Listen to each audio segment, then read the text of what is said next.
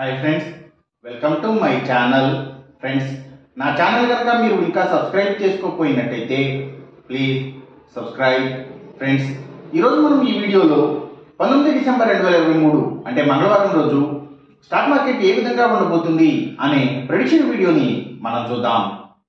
అసలు మంగళవారం రోజు ఓవరాల్గా స్టాక్ మార్కెట్ ట్రెండ్ ఎలా ఉండబోతుంది అనేది తెలుసుకునే ముందుగా ప్రీ మార్కెట్ సెషన్ గురించి మనం ప్రెడిక్ట్ చేయాలి అంటే అంతకన్నా ముందు రోజు అంటే Monday American stock market NASDAQ mixed ట్రెండ్గా మూవ్ అయ్యే అవకాశం ఉంది. అందులో ఎక్కువగా నెగిటివ్గానే ట్రెండ్ అయ్యే అవకాశం ఉంది. అలాగే నెక్స్ట్ రోజు అంటే ట్యూస్డే మార్నింగ్ టైము ఒక పాజిటివ్ ట్రెండ్ని చూపించే అవకాశం ఉంది. ఏషియన్ మార్కెట్స్ ఒక పాజిటివ్ మూవ్మెంట్ని చూపించే అవకాశం ఉంది. సో అలాంటి పాజిటివ్ ట్రెండ్ బిగినింగ్ మనకి దొరికిన తర్వాత మన మార్కెట్ ఓవరాల్ ట్రెండ్ మనం చూడాలి అంటే అది పాజిటివ్గా ట్రెండ్ అయ్యే అవకాశం ఉంది. సేమ్ బ్యాంక్ నిఫ్టీ కూడా అలాగే పాజిటివ్గానే ట్రెండ్ అయ్యే అవకాశం ఉంది. నిఫ్టీ ఐటీ మాత్రం కొంత నెగిటివ్ ట్రెండ్ని చూపించే అవకాశం ఉంది.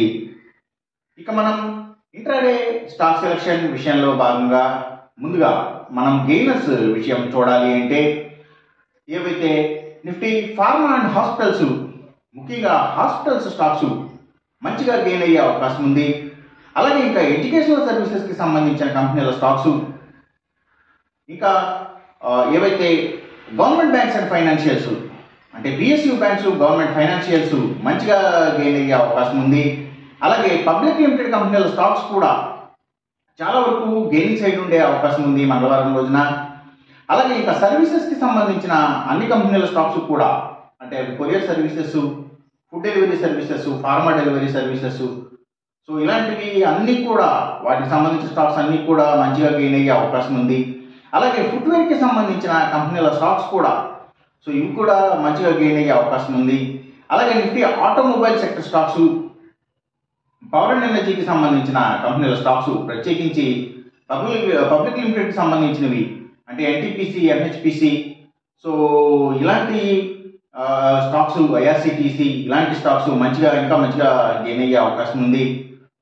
అలాగే ఇంకా సిమెంట్స్ కంపెనీల stocks, real estate sector stocks ప్రత్యేకించి ల్యాండ్స్తో డీల్ చేసే కంపెనీల స్టాక్స్, సో ఇవన్నీ కూడా గెయినింగ్ సైడ్ ఉండే అవకాశం ఉంది మంగళవారం రోజున.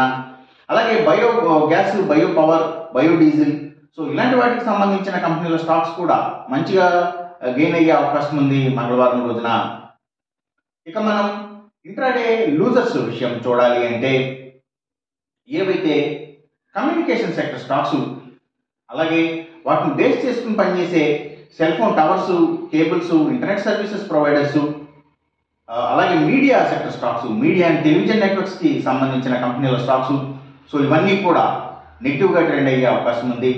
అలాగే ఇంకా ఏవైతే లగ్జరీ హోటల్స్, డైమండ్స్, ఫ్యాషన్స్ ఇలాంటి వాటి కంపెనీల స్టాక్స్, అలాగే బిగ్ ఎంటర్టైన్మెంట్ స్టాక్స్ అంటే సినిమాల థియేటర్ల కంపెనీల స్టాక్స్, అలాగే స్మాల్ ఎంటర్టైన్మెంట్ స్టాక్స్ కూడా అంటే DTH operators, OTT platforms, so వీటి స్టాక్స్ ఇవన్నీ కూడా నెగిటివ్గా ట్రెండ్ అయ్యే అవకాశం ఉంది.